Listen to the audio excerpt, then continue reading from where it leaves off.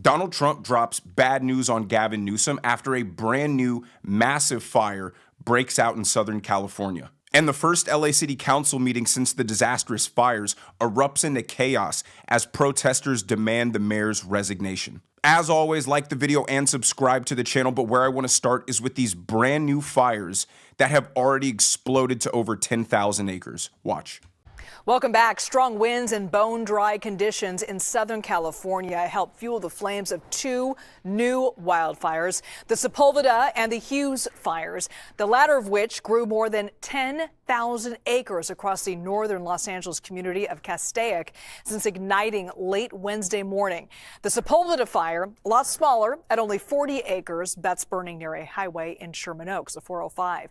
Meanwhile, fire crews continue to work on containing the Palisades, Eaton, and Clay fires. Both the Palisades and Eaton fires made their marks as some of the most devastating fires in California history, burning dozens of square miles of land. And now, forecasted rain this weekend raises new concerns about possible mudslides and flooding in those areas. Now, one of those fires, the Sepulveda fires, even though it's small, it's actually right next to me. It's in Sherman Oaks, and I'm in Encino, and they're right next to each other. So yeah, I'm super pissed that despite everything that's happened, the city of LA still isn't bolstering and preparing itself for these things to keep happening. Like, at what point do we just throw our hands up and say, these Democrat politicians are going to let California burn to the ground? A 4,000-acre fire broke out in San Diego right by the Mexican border. And while these fires rage on for probably the same reason the Palisades one did, because nobody has access to any water, Donald Trump is making his way to North Carolina and California today,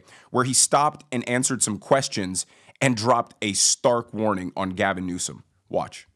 Funding to Los Angeles because of its sanctuary city policy?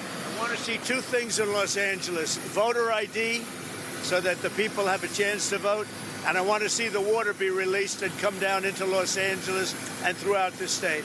Those are the two things. After that, I will be the greatest president that California has ever seen. I want the water to come down and come down to Los Angeles, and also go out to all the farmland that's barren and dry. You know, they have land that they say is the equivalent of the land in Iowa, which is about as good as there is anywhere on earth. The problem is it's artificial because they artificially stop the water from going onto the land. So I want two things. I want voter ID for the people of California, and they all want it. Right now you don't have voter ID. People want to have voter identification. You want to have proof of citizenship. Ideally, you have one-day voting, but I just want voter ID as a start, and I want the water to be released, and they're going to get a lot of help from the U.S. Thank you very much. The thing I love about this move is the absolute masterclass ninja political move by Trump.